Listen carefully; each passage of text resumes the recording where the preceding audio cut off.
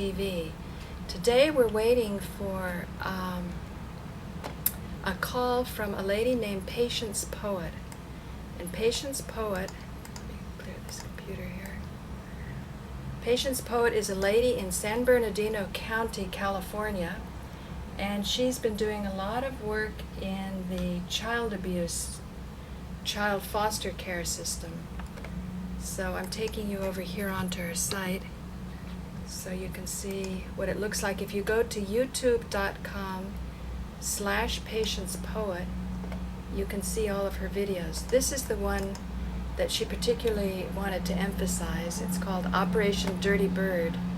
So let's stand by and take a look at this. And then you can call in. Okay, I'm going to make this as quick and easy as possible. I've taken some notes here because this is a lot to memorize. Okay, I want to introduce you folks to Operation Phoenix. I know it's probably backwards, right? What it's supposed to be, or what the general public in San Bernardino, California are told that it is it is a crime suppression sort of charity outreach thing, okay? And the reason I'm interested in it is because it involved, the way I came across it anyway, is because it involved a lot of the judges and higher-ups in DCFS and the foster care agencies, and I couldn't understand why a crime suppression unit had anything to do with adoption agencies and whatnot. So what I did is I went over to the Children's Network website and I pulled their meetings up, and you can do that. Just go ahead and Google the Children's Network in San Bernardino, California. I want y'all to go take a look at their their meetings, and a couple things that I found. I'm not going to reveal everything here, but what I am going to tell you is that Mr. Miller, who heads, well, he used to head some sort of thing with Operation Phoenix, with they opened up some community centers apparently for the kids in the area that were at risk, or poor rather, from or in gang-infested neighborhoods or whatever. Sounds great on the surface, right? Well, this guy was arrested for like 24 counts of child molestation and porn.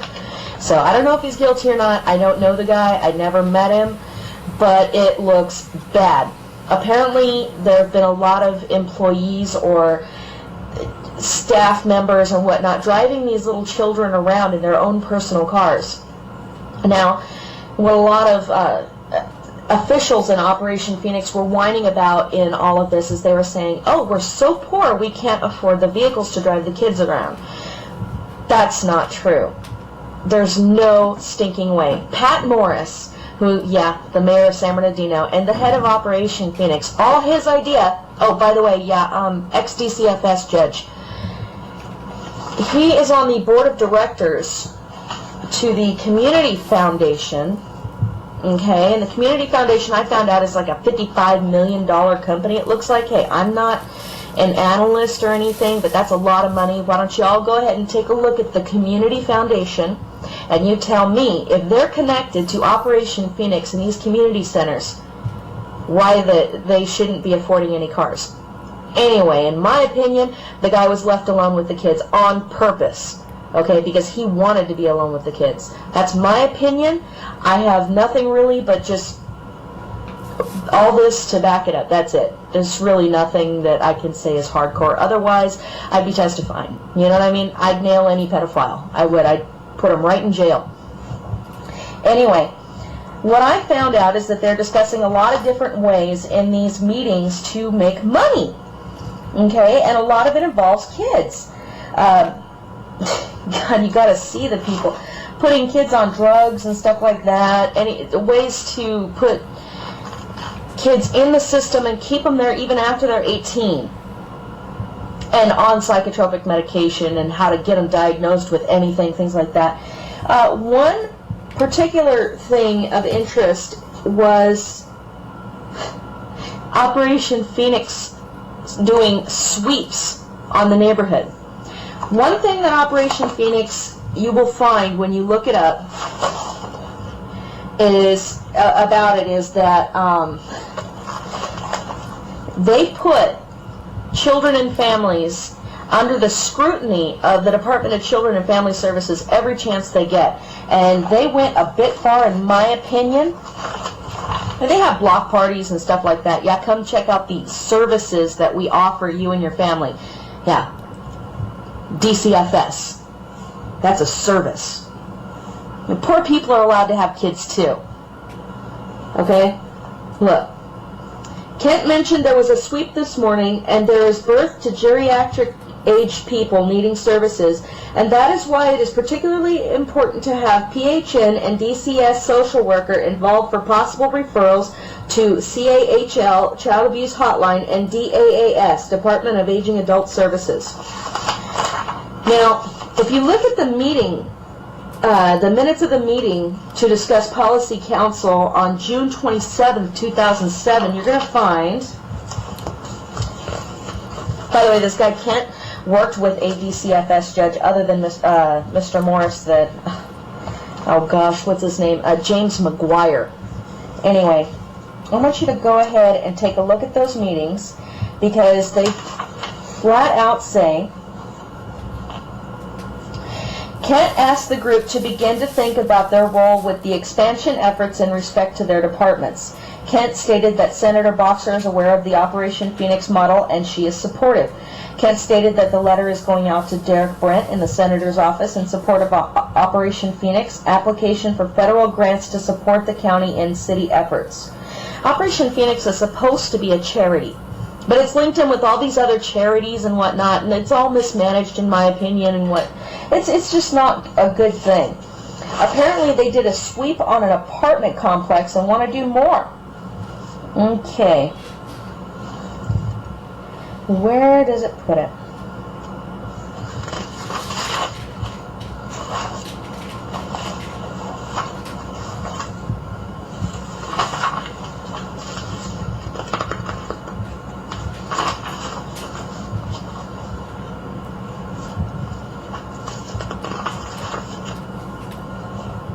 Okay.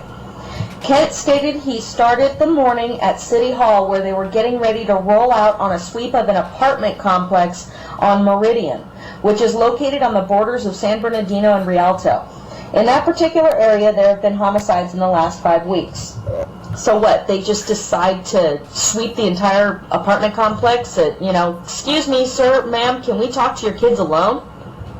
It's none of your dang business to be bothering families. I think they called it like Operation Sunrise. I'm not sure, don't quote me on that, but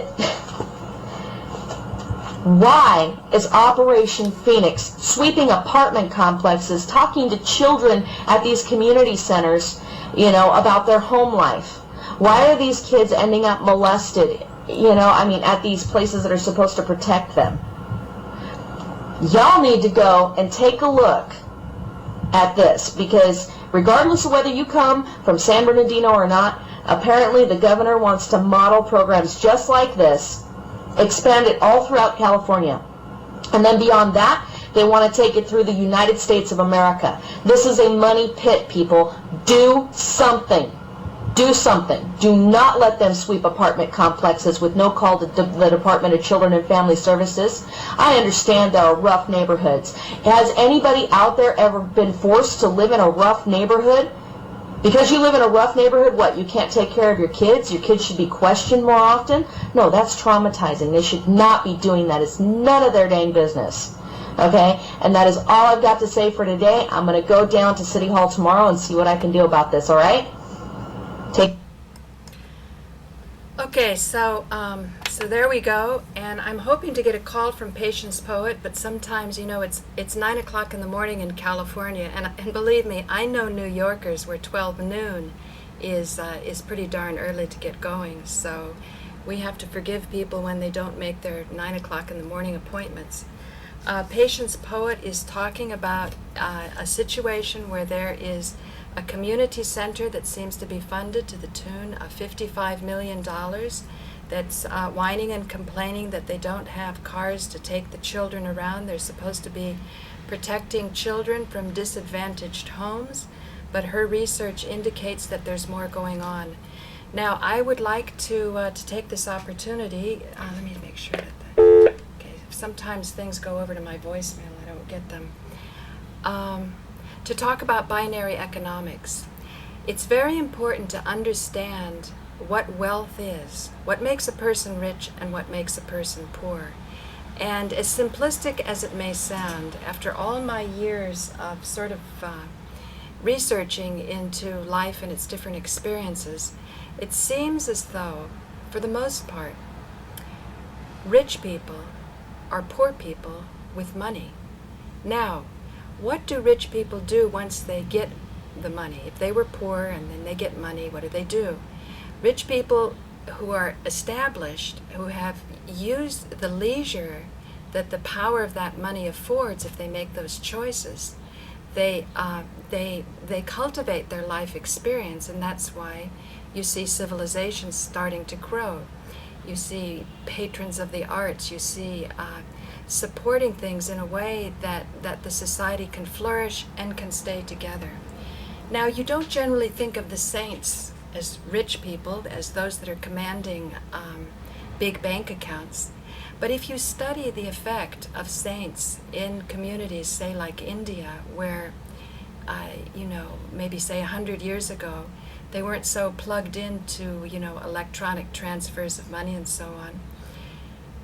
The impact of these people on their community would be that they would give hope to the poor, and they would open the hearts of the rich, so that the rich who seem to have a knack or have sort of stumbled into a way where the capital starts to flow in their direction and they amalgamate more power, they can kind of break out of that mold of only having the money going in to having a new experience, which is starting to share it and starting to spread the money out in the community. And oftentimes they would feel, well, we have better judgment, that's why we're rich. Therefore, with our better judgment, we're going to be doing things for the community that the community couldn't do by themselves. The poor dears, what would they do if they had access to this capital? And maybe they build temples, or, in India there's not a high degree of Christians, so you would be, and temple doesn't mean Jewish, it means Hindu. And the mosques would be for the Muslims. The other thing is the poor people would be given some hope, because sometimes it can get so bad that you have people just destitute, completely destitute. And so if the rich people don't actually want to interface with the poor people, then through the agency and the institution of the temple or the church or the synagogue, but I guess in India today, so much of the charity is done through Christian organizations. The problem when you don't interface directly is you can't be entirely sure how much of your donation is actually going to those who need it.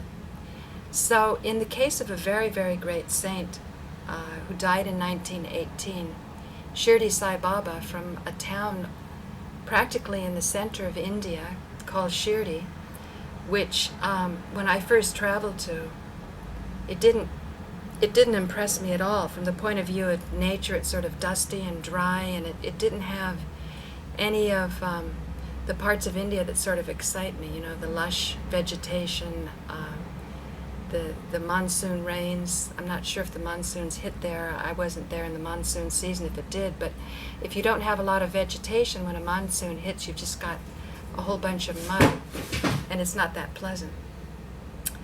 So this person, they don't even know when he was born. They do some guessing.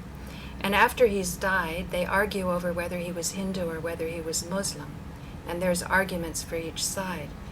But the point is that when he really hit his stride, in other words, after a long time of being considered the crazy lunatic person that was just sitting under the tree on the outskirts of town, probably because people and children with rocks sort of forced him in that position, he started to display the miracles. He started to have the ability to do healings and to alleviate the pain of people. Eventually, towards the end of his life, he started to attract the highest levels of society. And the later years are the years that are more documented. And I remember reading one book where someone went to see this saint, and they said, I never saw such a person talk all day and all night about money. Now, if you think about it carefully and you read about the early part of his life and the later part of his life, the way I see this was he started to have important people come to him, and he was trying to demonstrate that if you want something from me, you have to put some earnest energy on the table, and he did it in terms of money. So he would take someone who had very little money and not ask them for much, if for anything, might even do the opposite, give them. And from the rich person say, you know, you've got to give more. If you're really serious about the meaning of your life, and if you think that I'm a person that can give you something before you die to help figure out what this all means, then do it. So anyway, in considering the rich and the poor, you don't think of the saints as being in the category of the rich, because they're not wielding authority in the way that rich people and, you know, editors of newspapers and so on wield authority. And yet, if they can demonstrate that they are worthy of the attention of the people, they are treated with great reverence. And what's interesting to me is that for the most part, let's see if that's Patience. Hello? Well, it's only me. Oh, I was waiting for Patiencepoet. What did you think of... She didn't call in? Not yet, and I was talking about the saints to try to figure out what is the difference between rich and poor, and I'm glad you called, because I was trying to clarify in my mind if poor people are poor because they can never catch up with their hands, with human labor, and it starts to get bigger and bigger, the division between the rich and the poor. You start to hit a level where the poor are so desperately poor that they are deemed unsuitable parents, and you start to split them up from not only capital ownership in the largest corporations, because those instruments of lending and reinsurance aren't available to them, but you even split them up from their children. I think that's probably the case. I don't know to quantify it, but I'll bet there would be figures that would verify what you said. And the lady that I rolled in before, Patiencepoet, I got very interested in her when somebody mixed us up, because I have imposters, so I'm always on the alert to see if they've done some mischief with my reputation. Right. So somebody came on my site and they said, you know, what a phony you are. You said that you lost the use of your arms in Iraq, and I can see that, you know, you have the use of your arms. And I thought, oh my gosh. And so I said, please, can you help me, because YouTube's not helping me and the FBI fraud division's not helping me. Can you tell me where you heard this comment? And it turns out that he mixed me up with this lady, Patiencepoet, that's her YouTube name, who's doing work in the child care court in San Bernardino, and she was using her arms as an example of why she could not have harmed her child in the way her child was harmed under the care of the foster parent, because she lost that type of use of her arms when she was serving her country in Iraq. Good Lord, what a story. Well, so it you was a see, mixed identity. So you see, there's a woman who served her country and comes home and has to work hard, and you know, and now she's separated from her child. Her child's in foster care, and there's a lot of money being made on that child by being in the system. Yeah, it is a way to funnel some money. Yeah. Oh, you want to turn? Out of the, social workers get involved in that and everything. Yeah. Do you want to turn down the sound, Harold? Yeah, sure. I'll turn it off. Yeah. And I'll just, then we can. Yeah, it gets a little muffled. Well, it's so nice to be able to discuss this with you, because I think the root of the problem, as you've often said, is economic inequality. Well, because I think that other people don't, and you got all kinds of systems that blame the victims, as it were. And I don't think I guess it's getting worse, but I think it's always been like that. That you have a great mass of people that are poverty-struck, and then all kinds of things grow from that. I always thought if whoever got the economics really right, to where everyone is, in a certain sense, liberated to do what they want to do, I think 99.9, as far as the eye can see, of the so-called emotional problems would go away. Right. But that's a materialistic Right. view of things, but that's what I think, yeah. I think it's all comes back to economics and the maladroit system assumptions by which the economics of the world are promulgated and advanced and underscored and underpinned and reified. No, it makes a whole lot of sense, Harold. I mean, because she said that they were justifying it by saying it was a high crime area. And so she looked to see if there was any, drug arrests, and it turns out that the high crime was speeding tickets. So because of speeding tickets, the children were deemed, it was deemed that the parents were not suitable. So at 4 o'clock in the morning, they did a sweep and they picked up 39 children. They call it Operation Sunrise. Huh. So. Well, I don't know. She didn't get back to you though. You've been in touch with her, right? She's done this before. It's 9 o'clock in the morning is pretty early in California for getting all your papers assembled and things. Well, so but I'm glad in a way that it happens like this, because she's going to be able to watch this show and listen to your comments about binary economics. Well, and maybe we can advance some understandings instead of saying, let's not separate poor children from their parents. How about their poor parents? Let's make the parents rich. Well, yes, I think that would be good. Then it comes around to a lot of people who would say, well, if they're talking about them, let's say the poor or the people that are not finding a niche that gives them a source of material sustenance and so forth, that they begin to ascribe certain notions of human nature, and they've got all kinds of things. There's no free lunch. Right. People gain identity by being hard-nosed and working hard and working their way up the ladder, and they too can become like us, who are comfortably ensconced within the system and all that sort of thing. So there's a lot of belief systems wrapped up in that, and and they say that what would the poor dears do if they didn't have our market signals by which they get payment and identity and maybe positive feedback by being what the Marxists would call a wage slave within the system, the template of which is set by us. And then the people that are in that favored position tend to, the reason they're in that position is because they just don't have the moral strength to do the kind of things that the people who are in those more comfortable positions have found the gumption to do, that kind of a belief system. But it's just a universal problem. I think it's probably all over the world. And the world is and always has been unjust in terms of the material way in which it's organized, and we may not be able to live with that assumption much longer. And there may be, like I say generally, if you're thinking things, it's better to, in an era of species lethal weapon systems and realpolitik and so forth, we may have to really liberate rather than obliterate the population of the world, which in a very drastic kind of draw out of the dialectic seems to be what's before us.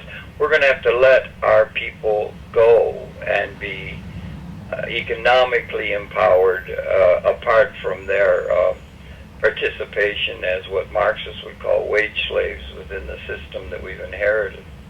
What do you think it'll take, Harold, to let our people go?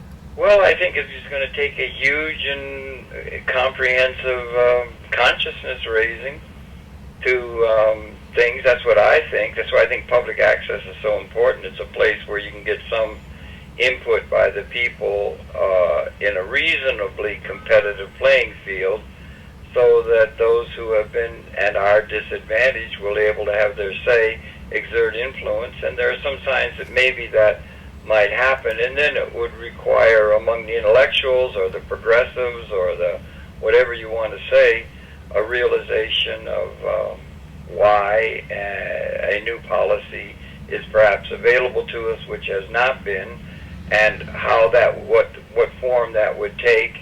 And then it would probably take some patience, because you're not going to change things overnight, and meet the immediate problems of somebody who's being thrown out of their house or something like that. But to have a systems understanding of it, and then political courage to do and run in the face of all the assumptions that are being made by the people who are in so-called leadership positions now. Political courage. And another thing, though, from the part of the people, when you say let my people go, a lot of people don't think there's any problem. Oh, yes, particularly, and the more you're comfortably ensconced, the less you think, so what's the problem? Right. All you have to do is become like me. Or people will go also, like you've said on a number of occasions, people who are in a position, let's just say in a sense that the template for our institutional structure is set by those who are quote-unquote successful, and then they're likely to have in their mind a notion of what human nature is, and the people who are successful in altogether too many cases have become successful by unethical dealings, and they will assume that human nature is greedy, and all the things that they will do under the rubric is no free lunch, and human nature is inherently greedy. Oh, so you mean they will say that to justify their crimes against humanity, so to speak? That's too harsh a term, because then that's pretty harsh. Because then you're going to have to go to them and have them trust that the time is right to let the people go, give them economic power, that they're not going to lynch them. And now everyone on the YouTube sites, they're having a feeding frenzy off the George Bush impeachment. Yeah, right. That's what they'll do, and then the assumptions are wrong inappropriate to, let's say, what transformations have occurred within even our time, and the basic assumptions of the reality are out of sync with what that reality is, in a certain sense, saying is required of the future, different than the way things have been done in the past, a time of change. But Mr. Obama just had a very successful trip to the Middle East and Europe and so forth, and one would think, we had a great time at a meeting with Joshua on Saturday. It was just wonderful. There were all these people from what's called the Arab Chamber of Commerce, and there were people from African. So there were people from all of these countries in Africa, and they're forming a chamber of commerce. They were wonderful people, and but if you think of the world as neighborhoods, that's one of the most difficult areas in the world, and everything. But and there's hope that things can change maybe, and Mr. Obama would be maybe elected. But I do note in his speeches, and he's very charismatic and so forth, but the only way that they resort to in terms of how the question of income, that is money, to have the things that people need, is to filter it through the system of distribution by labor for the masses. That's what I find rather troubling, Harold, because charisma can hide the fact that I was reading one theory that by letting in so many immigrants, you start to balkanize the country so that you have different ethnic groups, and by the time the standard of the living goes so far down, the price of gas goes up so that only the wealthy can afford it and have the ability to become mobile, and even to go on the subway they start raising the fare, that there's no national identity with which to consider these issues. Like even Robert Ashford was saying, all you have to do is open up the same instruments of reinsurance to allow capital to be purchased based on the earnings of future capital. But if you have so much confusion going on because people are hating their government and they're not trusting any of the institutions, and there's so much confusion about who's to blame, you get farther and farther away from it, all while you've been kind of led down a path of saying, oh, isn't it great, we're one world community. Yeah. But you're only distributing wealth through jobs. Well, yes, but that's just the assumption that's the only way it can be done. Yeah, because but it's first of all, if you're wealthy beyond Croesus or something like that, then you do what you want to do. You know, if you go over here and if you want to make money, you make more money, or you don't have to do anything to make more money because your money is earning you money, and you know, money makes money and that sort of thing. So you've got that. But for the masses of the world, they could not handle leisure. They wouldn't know what to do. They would bum out on if let's just say presto, magic, Houdini, everybody had an income of just for the hell of it, $40,000 a year, and don't have to do anything for it, then the poor dears wouldn't know what to do if they didn't have to scramble for their living, because they're not able to. So if you know that kind of thing, but well, that's what I was the saying. immigrants, they can also scapegoat and scapegoat and they have all through time. We did to the Chinese, we did to the blacks, for crying out loud, and the Amerindians and everything. We had Mr. Linares was there. He's the commissioner for immigration. Big issue, wonderful man, really good. We're thinking to try and do a program with him. Yeah, the scapegoating and everything, and charisma can be dangerous, you know. I mean, Mr. Hitler had great charisma. But anyway, yeah, these are very large issues and so forth, yeah. Yeah, but it's nice that we can talk about them and you can post them and you can have people start to shift. I mean, I can watch it happen. I've taken... I hope you're right. I don't know. There's an awful lot of retrograde thinking or people that are caught in a... I have a call coming, maybe from Mr. Lynette. Can you hold on a second, honey? Well, Harold is taking that call. I just want to say... I'll take the call. Yeah. While Harold is taking that call, I just want to say earlier when I was starting this, talking about the rich and the poor and the saints and what effect they have, the term nouveau riche is a term that Harold might use when he's saying, what would the poor dears do? They would squander the money, they would waste it. And when you have this idea of I feel, global warming based on faulty science, you can start to justify austerity by saying that people with too much power would squander it and they would ruin nature. And I always am on the alert for this type of thinking, and I'm often very unpopular for this if people haven't really spent a lot of time with the science that would say our carbon footprint is something to be ashamed of. And to me, even in Berkeley, when Robert Ashford was at my mother's house, and we were speaking about music and binary economics, he was saying when he explained it to somebody who was understanding how you could open up greater wealth to more people, they had this knee-jerk reaction. Oh no, then too many people will want to live in the Berkeley Hills and it won't be so nice. So even though the Berkeley Hills is filled with liberals, if you have this attitude that you want to keep people out, then you're not going to have the greatest creativity come about as a result of more abundance for all. I mean, I think it just flat out boils down to the rich don't know the poor, and it becomes a type of economic balkanization. So as Harold says, you don't want to scapegoat, you don't want to have an unwelcomed attitude towards immigrants in the country, but you want to make sure that when these different cultures and languages come in, that there's communication. And I think India is an excellent example of a country. Yeah, hello, May. That was a guy saying that, remember the program we did with Mr. Turnbull? He's really a good guy, and I've just realized how bright and on the edge he is in a world scale. He's with monks and all that kind of stuff. That's real establishment, important tape that you helped produce. Uh-huh. And I turned it in to air on Wednesday. It's all up on YouTube, and it's all there and everything. And Keith just called me and said the program, the machine ate that tape.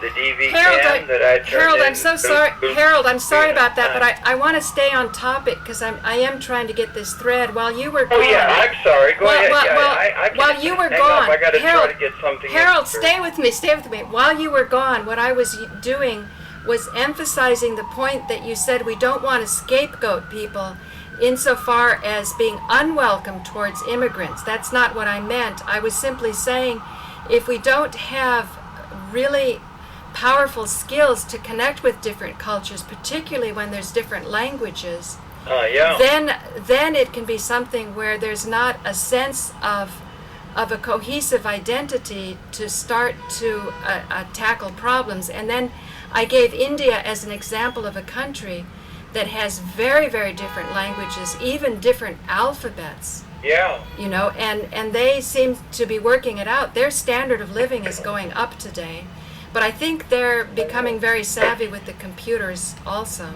Okay, listen, honey, So- I got another call coming. Okay. Hold on, okay? Okay, I don't know if he's going to be joining us again, but so what I meant by nouveau riche, when my grandmother, my Greek grandmother, she was actually Austrian, but she married a Greek. When I was 7 years old, that was the first time that I heard about the horrors of communism, firsthand, because after World War II, when the Nazis left, they were rained upon with terror even more horrifying than the Nazis, and that was the Civil War and the communists.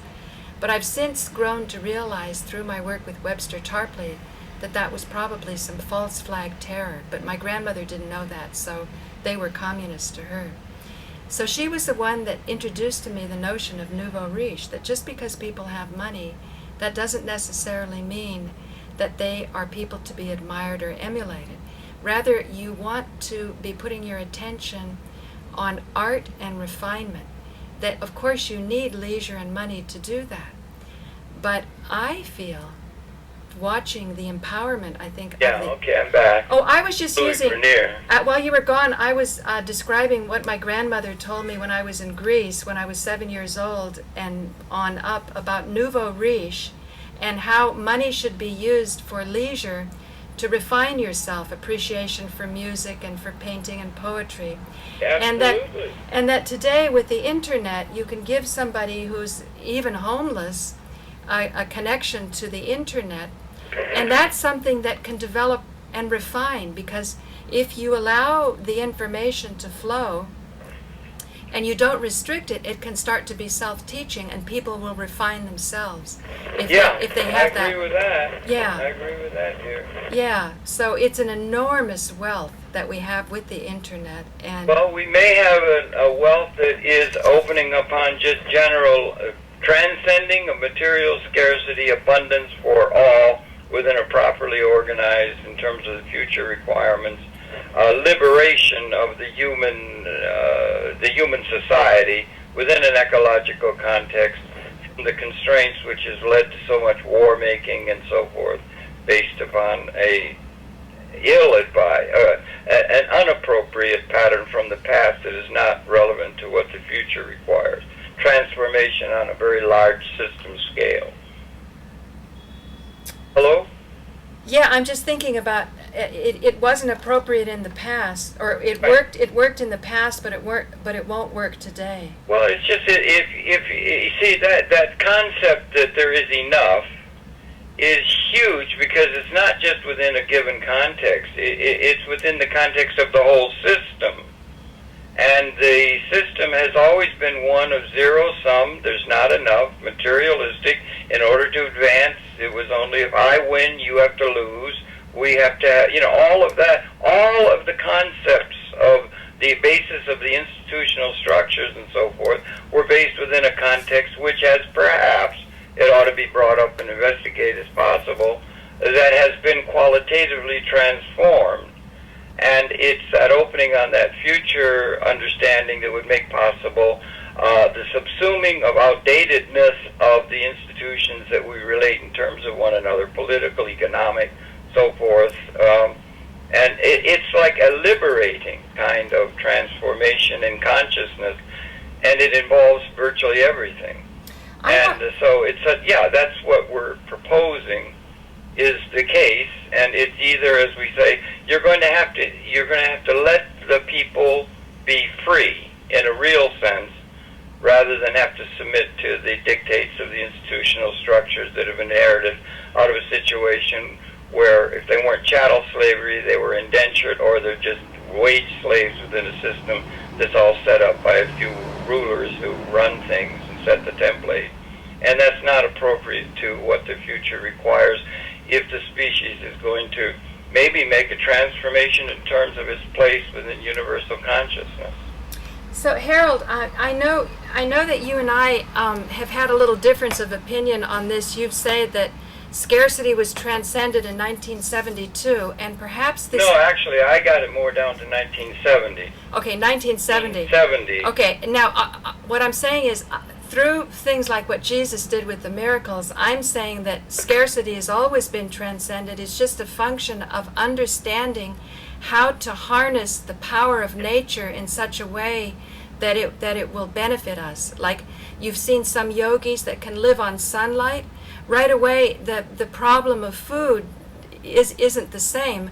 Of course, that's not when that power or ability develops. Just because you're so hungry, then all of a sudden the need will make that arise. But perhaps this man might have something that can have a meeting of the minds here.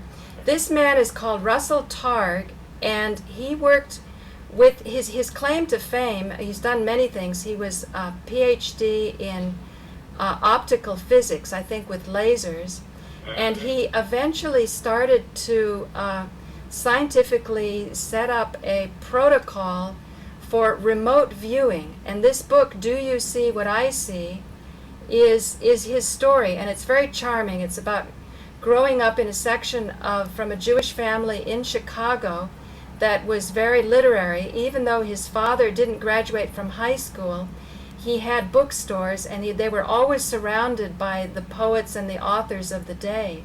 He went on to head up a CIA program, and I met him some years ago with Alan when I held a camera while he and Alan were going through a mental exercise where Alan was guessing what Russell Targ had in his pocket.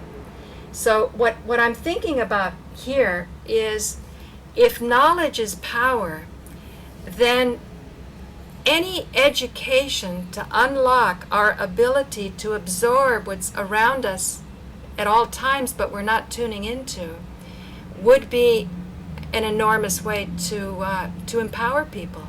So while we're waiting around for the financial instruments that allow the wealthy to buy capital based on the earnings of future capital, they don't go out to Wall Street and sell stock to raise money when they need it.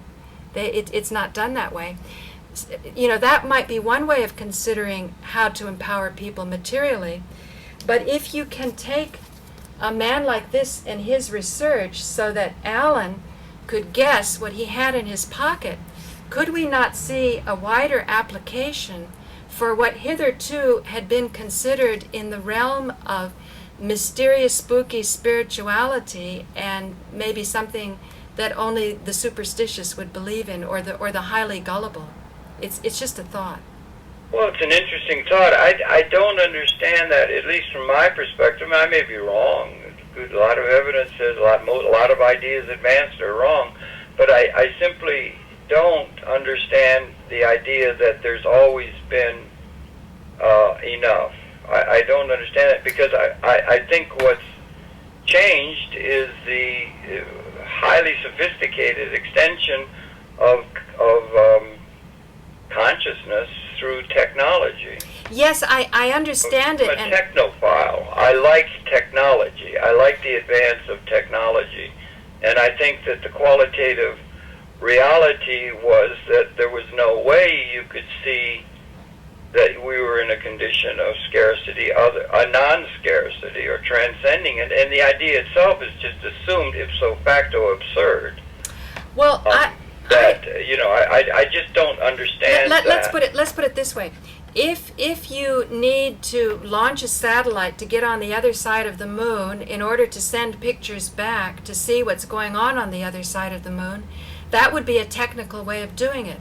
But what if you had a remote viewer that could go into deep meditation, and hit that level where thought ends and pure consciousness begins, and just that in-between state, there's a Sanskrit term for that called ritam para pragya, and that's the intellect that knows only truth.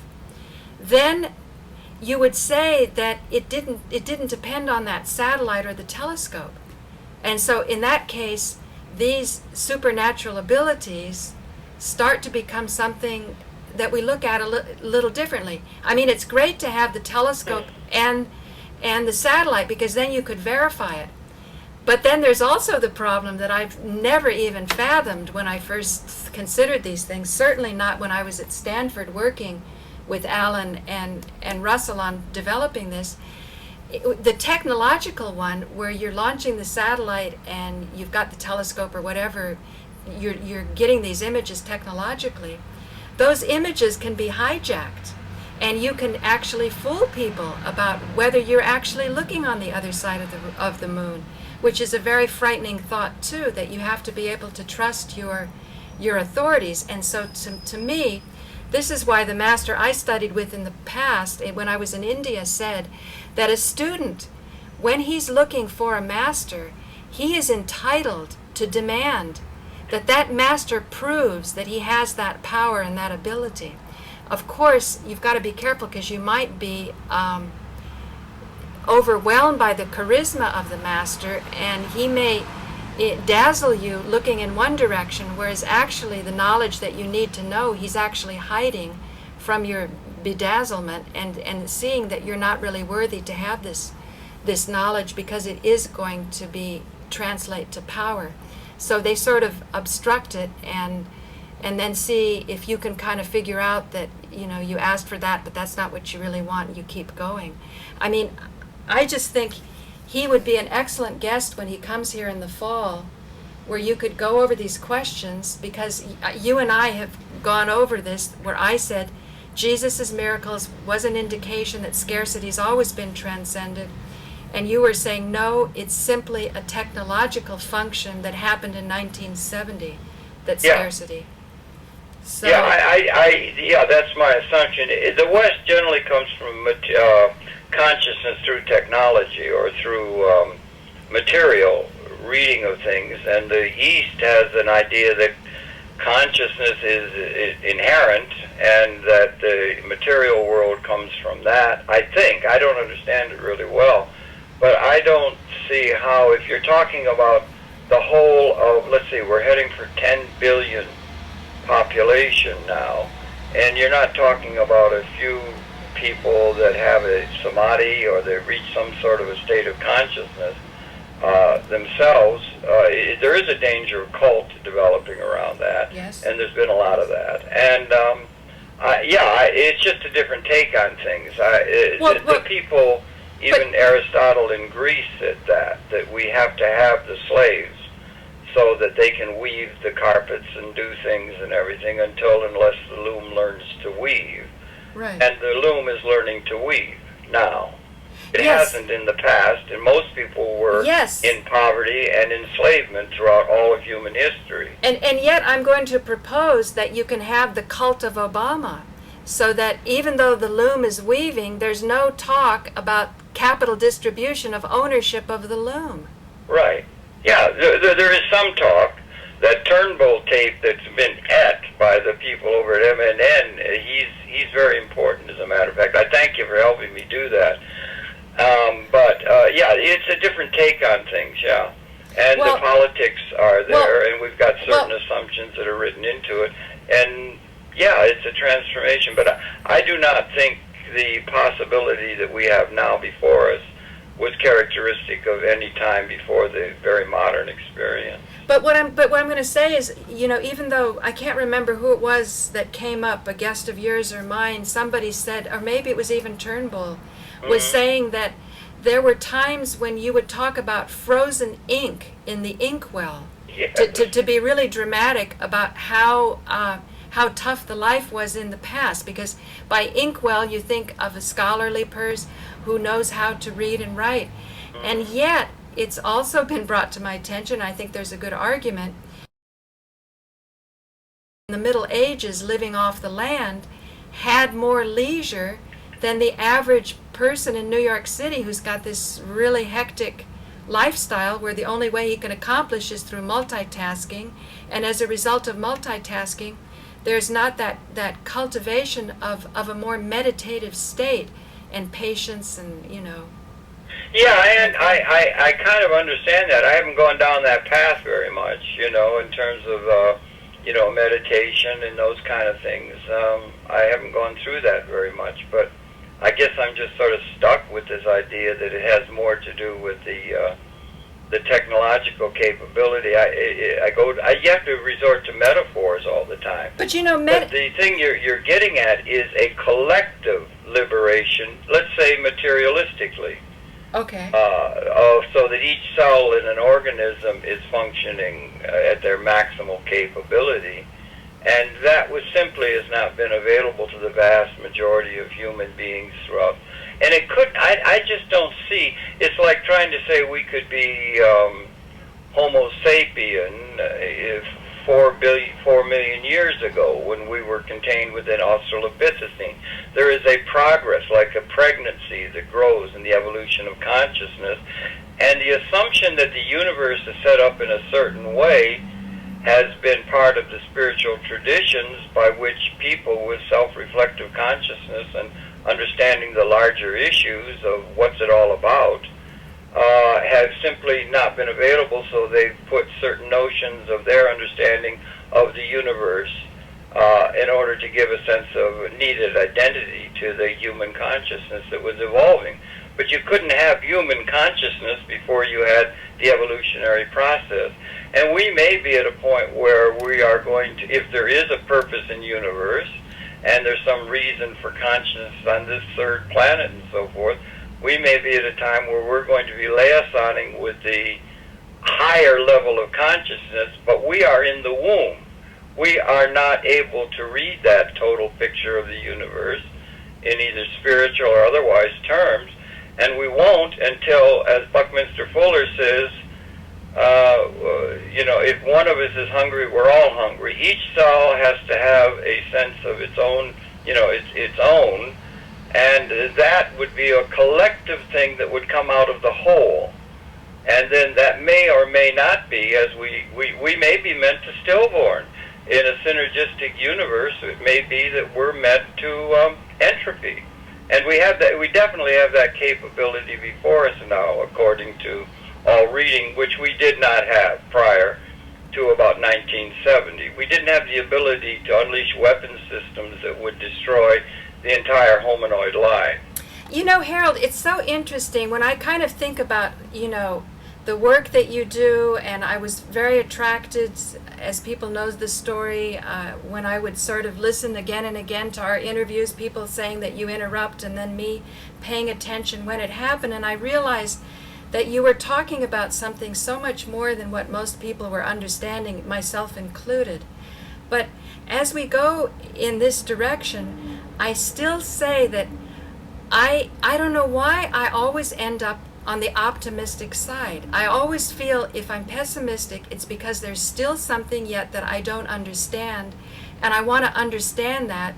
And I say, and I'm willing to say, I'm willing to bow down, I guess you'd say. I'm willing to say, I don't know it now, and I really want to know it.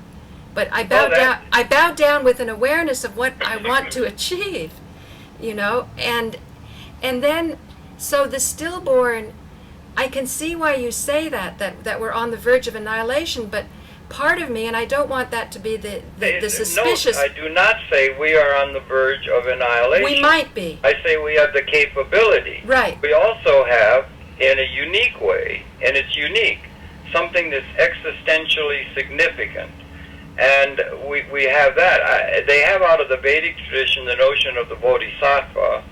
And the bodhisattva is one who reaches enlightenment, and then rather than resting there or being there or inspiring from there, he comes back, and his position, as I understand it, is to make sure that is characteristic of everyone. Okay. And then he would be the last, or she, or whatever, or this force, would be the last to go through the gate. Okay, so I see a lot of people who are racing to try to get through that gate for themselves. okay, I got it. I got you. See, Yeah, that kind of thing. I didn't mean that these masters were something that were apart from people, but giving inspiration that we can all do this. And I know Russell Targ, when he had that object in his pocket, he was doing it to demonstrate to Alan that anybody can do this. You just need to know that such a possibility is there, so you know what to strive for.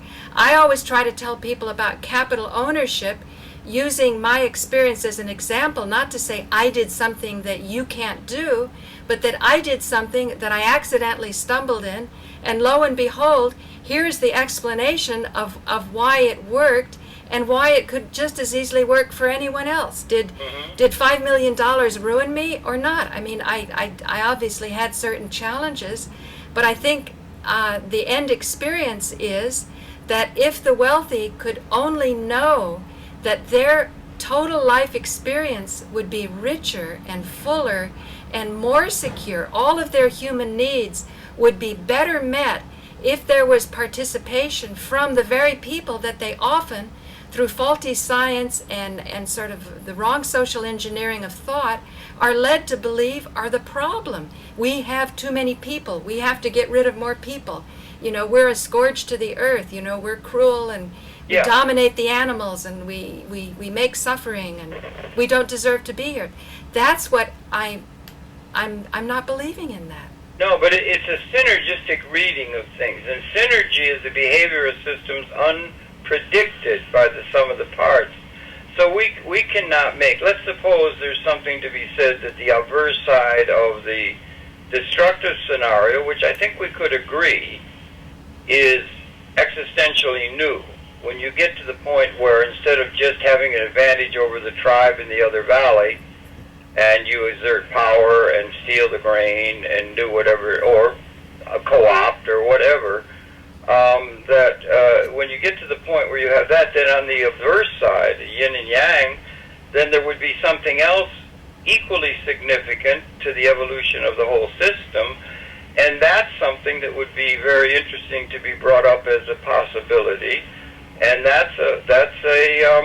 I don't know where you go in a materialistic reading of things, but I think the notion that we have transcended scarcity, material scarcity in terms of the capability, the destructive capability is now a capability. It can't be tested scientifically to see if a couple of human beings survive in New Guinea. Let's blow it up and then we can test it. It's not that. And so on the other side, what would be equally significant materialistically? And I think the transcending of scarcity is characteristic, and there are models that see both of those, the destructive and the possibly liberating potentiality of the capability. Bob talks about unutilized capability, that we have an unutilized capability that our inherited systems won't allow us to realize in a liberating context, and that's the transcending the material scarcity, and that's never brought up. It's just assumed ipso facto absurd, partly because people put upon human nature certain ideas about their inherentness of greedy, acquisitional, and that sort of thing. But what I'm going to claim, and I'm going to kind of put Russell Targ to the task on this, maybe, as a great master told me, a great teacher, Jean Klein, the answer is in the question. Maybe we're not asking the right questions. When we're talking about these big weapons, and you said that we can't demonstrate it because there'll be one person left. We can't demonstrate it scientifically, like let's have another great war where we unleash all of our destruction. I understand, but what I'm going to claim, because somebody else pointed out the impossibility of one of the scenarios of the World Trade Center coming down, saying that he would find it unlikely that untested technology would be used. But I was saying, just because we don't know about these technologies certainly doesn't mean that they haven't actually been tested in private, and that the World Trade Center's collapse and demise on 9/11 may just have been a testing of many different types of technologies. It's too horrifying to even consider, and yet it's almost like we have to come right up to that horror and consider it. Otherwise, we're not going to be asking the right questions to unleash the liberation. For example, they can do microwave manipulations to make people do repetitive acts. Monkeys they've done this in cages in the 50s. You get a monkey to go back and forth just because you're sending a certain microwave signal. So some of the jumpers on 9/11, while the bullhorns were downstairs saying, go back to your offices, the danger's over, they're going to put out the fire pretty soon, somebody else is being sent a signal that says, jump, jump.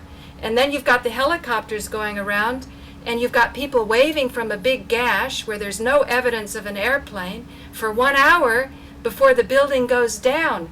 And, why weren't ropes thrown over? I was talking to a photographer. He said, they couldn't land, they couldn't rescue them because it was completely vertical. But I bet you if I put this out, some of the, this is the one great thing about the internet, you have a research department, you just say what you want. I bet I could find videos that show how, military helicopters can throw ropes over and rescue people. But the photographer himself believed the official story that somewhere in there's an airplane and that those people couldn't be rescued because it was vertical. So what I'm claiming is that we have to ask the right questions. We have Google at our fingertips, but if we don't put in the right questions, this vast information, we can't access it, and pretty soon when they put a meter on the internet, we're going to be too intimidated about our puny abilities, which we feel is puny abilities, and we won't even want to waste the time on asking these questions that today we can do it for free, but we're afraid to ask the questions. And we don't have systems that allow us to factor that into actually setting up human institutions. Yeah, that's about where we're at, I think. Yeah. And it's testing, and again, synergies, the behavior of it's resonancy. And there's a resonancy more than the sum. Let's say if you want to put in a couple words or something, there's a resonancy more than the collective output of a maximally engaged system. So that you have, let's say again, back to metaphor, you have, let's assume every human being is in a liberated context in order to do what it is that they feel they want to do within a context that's encouraging the full participation of each individual cell within the Gaia or the collective organism